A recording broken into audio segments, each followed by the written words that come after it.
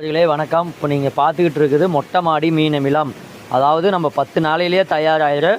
நாட்டு சர்க்கரை நாளில் ஒரு பங்கு இருந்தால் போதும். பாருங்கள் இது எந்த அளவுக்கு ஃபார்ம் ஆகிருக்குதுன்ட்டு. இந்த அளவுக்கு வரணும். நல்லா கலக்கி விட்டா தான் வரும். நிறையா பேர் வரலைங்கிறீங்க. நல்லா கலக்கி விடணும்.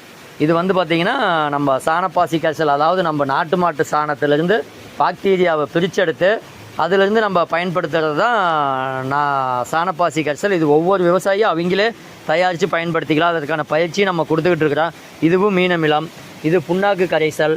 இது பார்த்திங்கன்னா நம்ம சுண்ணாம்பு கரைசல்.